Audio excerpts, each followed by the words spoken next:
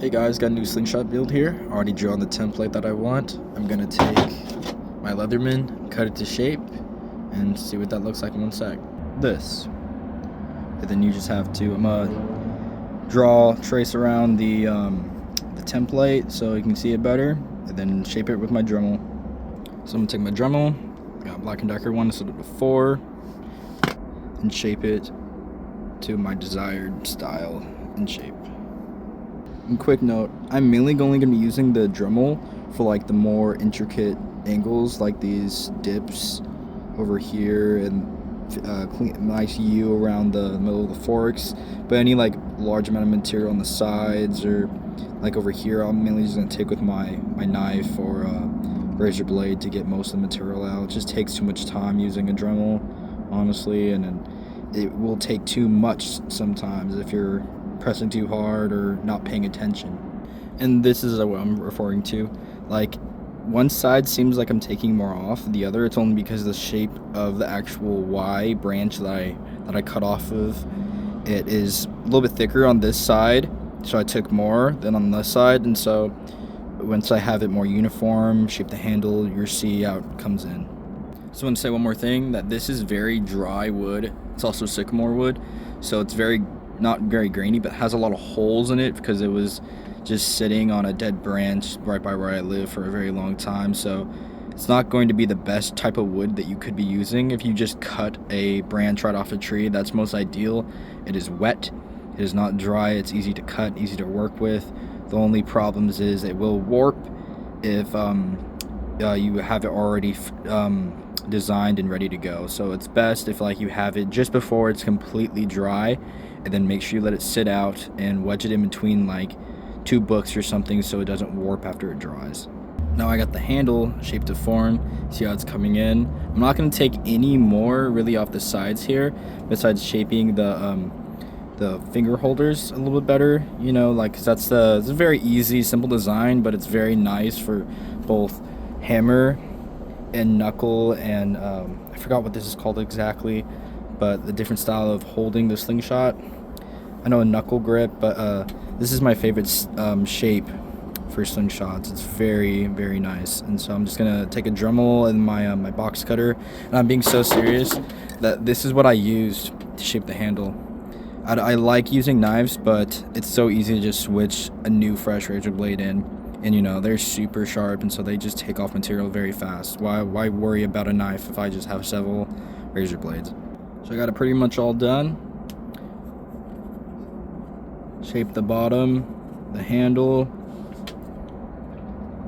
Got it nice and fitted to my size of fingers. I know this one, I just only want to hold your knuckle right here. This one I like to hold my entire finger. If I wanted these more, you know, uniform, because they're not perfect, that one's a little bit bigger as you can tell, I would, you know, make it more perfect, but this is not made for anybody, this is made for me. So I want it to be that way. And also, you know, if you mess up, you can always just do that if you need to, which I kind of did there, and I don't feel like making these both the same size. And if you want to, you could take these top, got a little bit of blood on there, I cut myself with the saw. You can take these two. I'm not going to do this, but if you want to do it, it's very convenient. You can make these, the top of the forks, much smaller to around 6, not 6, more like 13 to 14 millimeters thick. So taking off a good amount all around from both forks.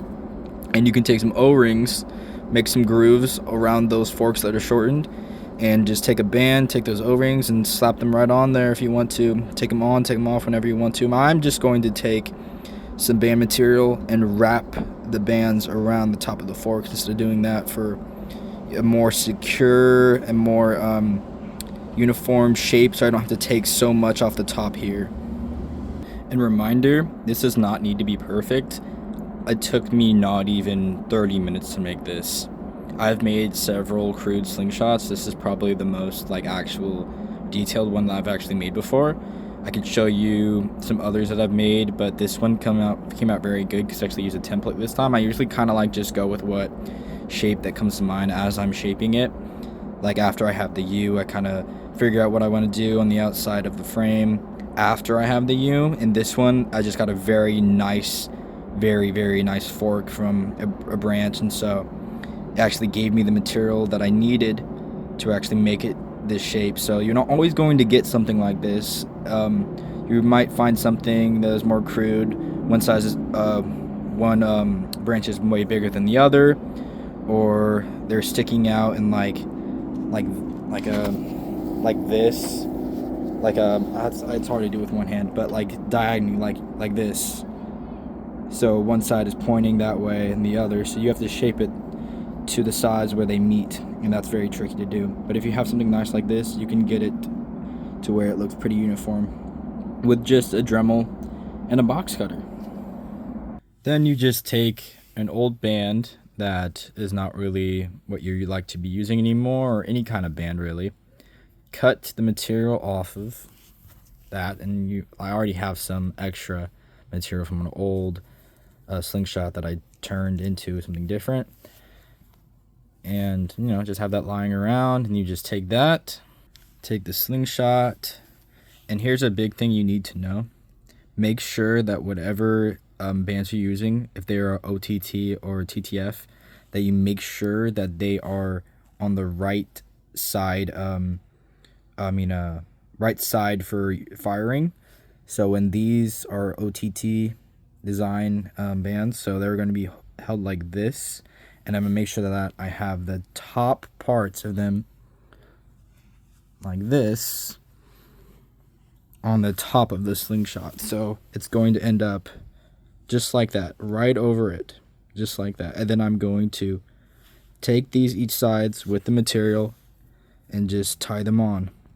And you want to make sure that when you're about to actually tie them on, that you mark exactly the distance from where you tied it on, so that the other side is uniform, because that's going to be a very big no-no if one side is too much. The band is never going to be consistently shooting anything. It's going to go to the right too much, the left too much, depending on if you have more material on one side than the other. So make sure that you're tying them on uniformly. And you can easily do that by just taking both sides. Make sure that the band is laid out flat and ready to be placed onto the frame, so that both sides are marked in the same spot. You have no idea how many times you might think that doesn't matter, but it really does. And then you just take your Sharpie and you just draw a line with ideally with a ruler, and right across from each side, so that you know exactly how much material should be on each side. I just did that. That's what it's supposed to look like. And I just saw that I need a little bit less material, so I'm going to adjust it, just make them a bit shorter.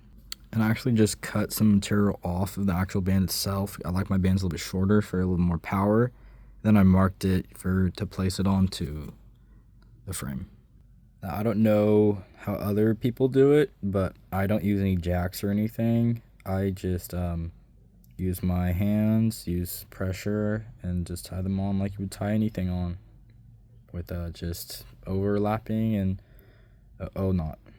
It's one down, just do the other side. You see, I'm just gonna, nothing special, and I'm not like, this is just for sake of speed. I'm actually gonna, after I put the bands on and shoot it for you guys, I'm gonna show you, I'm going to take it off, and I'm gonna do some more work on the actual frame to my liking, to really, make it nice and spicy, make it nice and cool looking, even better than it is now. But for sake of time and for like a real situation, you just need one as fast as possible. If you're you're in a survival situation, or you just want to get shooting as fast as possible, make a crude loop, a couple overlapping knots, and you're good. I just want to make a quick note too. Having the bands marked really helps with the side that you actually want to put it on, because so many times when I first started making slingshots, that I placed the band on the wrong side, and then when you actually go ready to fire it, you got this. And I'll show you the difference, but when you pull, it's super bad. Look at that. It's not uniform at all. When you pull it back, one side's going to be overlapping the other. Basically, the bands are not going to be drawing the same weight, and also they're going to be going in a different direction than the other. Got it crudely tied on there. Now you see it's pretty much all done. You're ready to shoot.